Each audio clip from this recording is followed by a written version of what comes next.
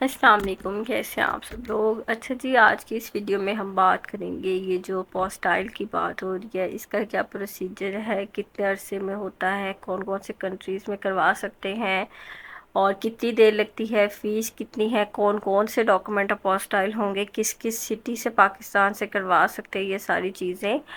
और एक और चीज़ ये जो कही जा रही है कि पोस्टाइल फेक है या इस तरह, इसके बारे में भी देखिए। सबसे पहली बात तो ये कि ये फेक नहीं है, ये ओरिजिनल है। ज़ाहिरी बात है, मिनिस्ट्री ऑफ फॉरेन अफेयर कोई मजाक तो नहीं है ना, इन्होंने स्टार्ट किया है तो ये 100% ठीक है। और जिन जिन कंट्रीज़ की ये जो लिस्ट आपको नज़र आ रही है, नाम लिखे हुए, इन इन कंट्रीज़ ने एग्री किया है तो वो उसके लिए अपोस्टाइल कर रहे हैं ना। एग्री नहीं करते तो वो उसके लिए अपोस्टाइल कैसे अलाउ करते। अब ये 105 कंट्रीज़ हैं, इसके अलावा जिन कंट्रीज़ ने नहीं किया, ज़ाहिरी बात है उन्होंने नहीं किया तो उनका नाम लिस्ट में नहीं है। ये कंट्रीज़ आपके सामने आपको नज़र आ रहे हैं। अब इसमें इटली भी है, जापान भी है, और भी बहुत सारे कंट्रीज़ हैं जिनका नाम जो है वो लिखा हुआ है बीच में। अब जिनके नाम इसमें नहीं है, सबसे पहले तो उनके लिए हो ही नहीं सकता। दूसरी बात ये कि अल्टरनेटिव है ये लीगलाइजेशन का, मतलब जिन जिन कंट्रीज़ में लीगलाइजेशन चाहिए होती थी, ठीक है।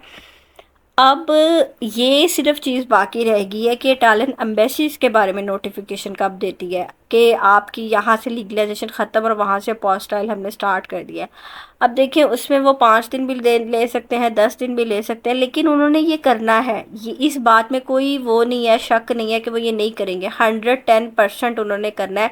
10 दिन में कर दे, 15 दिन में कर दे, 20 में कर दे, मैक्सिमम इतने ही डेज हैं, लेकिन ये होना है। आप लोग शायद ये चीज़ नोट भी कर रहे हो कि ऑनलाइन लीगलाइजेशन पोर्टल जो था वो ख़त्म हो गया। एक होता है कि स्लो हो जाना या थोड़ी देर देर के लिए उसका डाउन हो जाना, उन्होंने वो लीगलाइजेशन ऑनलाइन पोर्टल ही हटा दिया है। वो क्यों हटाया है? ऊपर से लीगलाइजेशन की स्लॉट्स भी नहीं, वो इसीलिए क्योंकि लीगलाइजेशन अब वो उस तरीके से नहीं होनी। फिर लोग कह रहे हैं कि इसकी फ़ीस कम है, इस तरह देखिए, इसकी फ़ीस इसलिए कम है कि सबसे पहले तो इसमें हमें डॉक्यूमेंट्स की ट्रांसलेशन नहीं चाहिए है। ये उन्होंने अपोस्टाइल वालों ने लिखा हुआ है क्योंकि ये पाकिस्तान ने, हमारी मदर कंट्री ने इसको टेस्ट करना है, तो वो हमारी मदर लैंग्वेज को ही अहमियत दे रहे हैं। तो ये उर्दू में आपके जो डॉक्यूमेंट हैं वो सारे इसमें टेस्ट होने हैं। इटालियन लैंग्वेज फिर चाहिए ही नहीं हमें इसमें ना। तो हमारे जो पाकिस्तान के डॉक्यूमेंट है वो सब इसके अंदर अटेस्ट हो सकते हैं। जो जो भी आपको चाहिए है ज़रूरी लीगलाइजेशन में आपका आता है, या और भी किसी पर्पज़ के लिए आपको कोई डॉक्यूमेंट चाहिए, लेकिन इसमें एकेडमिक डिग्रीज नहीं है, हमारे स्कूल के सर्टिफिकेशन नहीं है, वो नहीं होने इसके अंदर। सबसे पहले आपका आ जाता है निकाहनामा। निकाहनामा ज़ाहिर बात है हमारे लिए ये तो सबसे पहले इम्पॉर्टेंट है, इसको हमने करवाना है। ट्रांसलेशन नहीं चाहिए, ट्रांसलेशन को वो टेस्ट नहीं करेंगे। आप अपनी तसल्ली के लिए वैसे ट्रांसलेशन करवाना चाहते हैं तो ठीक है, लेकिन ट्रांसलेशन इसमें अपोस्टाइल में ट्रांसलेशन नहीं चाहिए। अपोस्टाइल में आपका ओरिजिनल निकाहनामा, एक जो आपने सब करेक्शन वगैरह करवाई है, स्टैम्प्स लगवाई हैं, वो करवा के वो कर लें, ठीक है। बाकी आपके जो भी डॉक्यूमेंट्स, 4 डॉक्यूमेंट्स आपके जो मेन होते थे, वो चारों डॉक्यूमेंट आपके टेस्ट होंगे। बर्थ सर्टिफिकेट होगा, बच्चों का बर्थ सर्टिफिकेट, मदर का बर्थ सर्टिफिकेट इसमें शामिल हो जाता है। रिक्वायरमेंट डॉक्यूमेंट्स की लीगलाइजेशन के अंडर वही रहेगी जो इटालियन एम्बेसी ने दी हुई है कि आपके डॉक्यूमेंट कंप्लीट होने चाहिए, ये क्लॉज 100% सही होना चाहिए। स्टैम्प से मिस्टेक हो तो वो सारी, वो सब हमने पूरी करनी है, लेकिन डॉक्यूमेंट हमारे कंप्लीट होने चाहिए। ट्रांसलेशन इन्होंने अटेस्ट नहीं करनी, ट्रांसलेशन की ज़रूरत नहीं है। बाकी ओरिजिनल डॉक्यूमेंट सारे चल रहे हैं। फिर उसके बाद आपका आ जाता है मैरिज सर्टिफिकेट।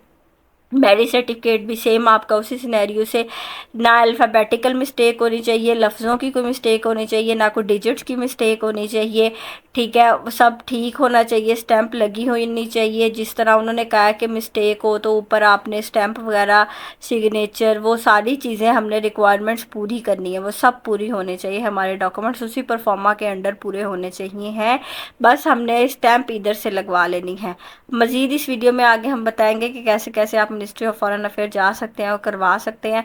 फिर उसके बाद हमारा FRC आ जाता है, फैमिली रजिस्ट्रेशन सर्टिफिकेट। वो भी हमारा सेम तरीके से फिल होना चाहिए। पेरेंट्स के साथ है तो माँ बाप के साथ है वो भी, और जो अगर बीवी बच्चों के साथ है वो भी यहीं से टेस्ट हो सकता है, ठीक है। उसकी भी रिक्वायरमेंट सेम है। और फीस इसकी बिल्कुल थोड़ी सी है, एक डॉक्यूमेंट की 500 है, लेकिन रश ज़्यादा होने की वजह से, आप लोगों को शायद पता हो, आज के दिन में 7000 लोग मिनिस्ट्री ऑफ फॉरेन अफेयर गए थे अपोस्टाइल करवाने के लिए। आप लोग इमेजिन कर सकते हैं इस चीज़ को, 7000 लोग। फिर उसके बाद आपका ओरिजिनल शनाख्ती कार्ड लाजमी चाहिए है, वो आपने लेके जाना है। वो जारी बात है उसी पे आपको उन्होंने चलान देना है और वो आपका वहाँ पे लेना है। सबसे पहले वो आपके डॉक्यूमेंट लेके रख लेते हैं। आपको 8 बजे से 11 बजे के दरमियान आप अपने डॉक्यूमेंट वहाँ पे जमा करवा सकते हैं, 8 बजे से 11 बजे के दरमियान। पहले 2-4 दिनों में उन्होंने सबके डॉक्यूमेंट लेना शुरू कर दिए थे क्योंकि रश कम था। आज 7,000 लोग गए हैं, इस वजह से उन्होंने अब ये कह दिया कि पहले 40-50 या 60 लोगों को इंटरटेन किया जाएगा, उनके ले लिए जाएंगे, बाकी अगले दिन के 40-50-60 लोगों के दिए जाएंगे। जैसे मैंने आपको कहा था रश ज़्यादा होगा तो मसला बनेगा। अभी ये इंतराज, अगर आपको डेथ सर्टिफिकेट भी किसी का टेस्ट करवाना है तो आप वो भी टेस्ट करवा सकते हैं। तो उन्होंने आज ये कहा है कि हम पहले 50-60 या 70 लोगों का किया करेंगे, ठीक है, फिर बाद में जो बाकी आएंगे उनके हम लोग अगले दिन में कर लिया करेंगे। अब 7,000 को वो एक दिन में इंटरटेन तो नहीं कर सकते। इस तरीके से आप लोगों ने चालान लेना है। जैसे ये चालान बना हुआ है, ये चालान के ऊपर उनका नंबर लिखा हुआ है।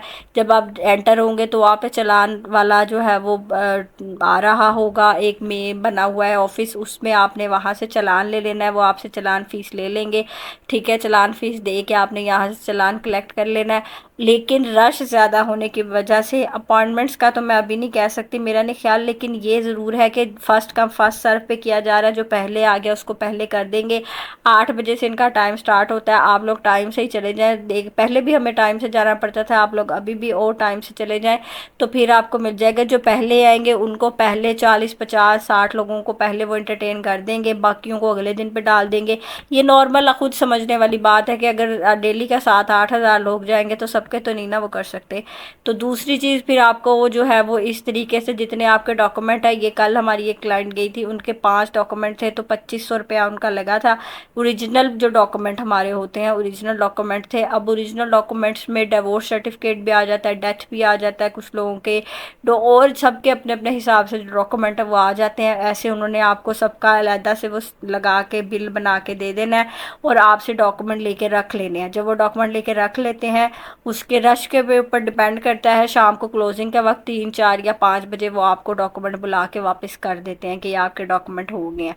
पोस्टाइल की स्टैंप लगाते हैं, वो स्टैंप भी मैं आपको एंड पर दिखाती हूँ कैसे स्टैंप होती है वो पोस्टाइल। ये जो लोग कह रहे हैं ना कि हमारे मिनिस्ट्री ऑफ फॉरेन अफेयर से पहले से हुए हैं, नहीं, वो चेकिंग की थी स्टैंप, ये पोस्टाइल की स्टैंप है। अगर हुए भी हुए हैं तो आपको ये पोस्टाइल की स्टैंप लगवानी पड़ेगी, एक सेपरेट स्टैंप होती है। फिर ये एक परसों जो जिस दिन ये स्टार्ट हुआ था उस दिन ये फर्स्ट पर्सन थे जो वहाँ पे गए थे, इन्होंने अपना एक्सपीरियंस शेयर किया था कि 500 पर डॉक्यूमेंट है। पोस्ट ऑफिस वगैरह कहीं भी जाने की ज़रूरत नहीं है, अपनी जस्ट पेमेंट अपने काउंटर पे अपनी पेमेंट पे करें, सब फीस सबमिट करवाएं और डॉक्यूमेंट सबमिट करवाएं, और कुछ देर बाद आप अपने डॉक्यूमेंट जो है वो कलेक्ट कर सकते हैं 2 से 3 घंटे में। ओरिजिनल आईडी कार्ड लाजमी साथ लेके जाएं और कॉपीज़ भी अपने डॉक्यूमेंट की लेकर जाएंगे। उन्होंने अपना एक्सपीरियंस शेयर किया था, ये फर्स्ट पर्सन थे जो वहाँ पे गए थे जिस दिन ये स्टार्ट हुआ था, क्योंकि लोगों को पहले तो यकीन ही नहीं आ रहा था कि ये स्टार्ट, कुछ लोगों ने वीडियोस भी बनाई थी कि ये फेक है, नहीं स्टार्ट हुआ ऐसे वैसे, लेकिन ये ओरिजिनल था। खैर आहिस्ता आहिस्ता स्प्रेड हो गई चीज़ और वो पता चल गया। फिर उसके बाद ये अपोस्टाइल की ऐसे स्टैंप है, उसके ऊपर ऐसे अपोस्टाइल लिखा होता है, जैसे हम इटालियन एम्बेसी से लीगलाइज करवाते थे वो एक लीगलाइजेशन की स्टैंप होती थी, ये अपोस्टाइल की स्टैंप है। ये इस तरीके से ऊपर लगी हुई होगी हर डॉक्यूमेंट के, और सर्टिफिकेशन और सारी चीज़ें ऐसी होंगी। बाकी परेशान होने की ज़रूरत नहीं है, सब लोग करवा सकते हैं। और इटालियन एम्बेसी ने भी इसके ऊपर नोटिफिकेशन देना है, वो कब देती है ये थोड़ा अभी डाउट है, लेकिन देंगे ज़रूर, ये 100% कन्फर्म है। 5 दिन में दे दें, 10 दिन में दे दें, 15 दिन में दे दें। जिनके तो एक्सपायर हो रहे हैं वो लोग अभी अपनी लीगलाइजेशन की तरफ जाएं, लेकिन जिनके टाइम है वो इसका वेट करें, इंशाल्लाह बहुत जल्द आ जाएगा। अपना ख्याल रखिएगा, अल्लाह हाफिज़।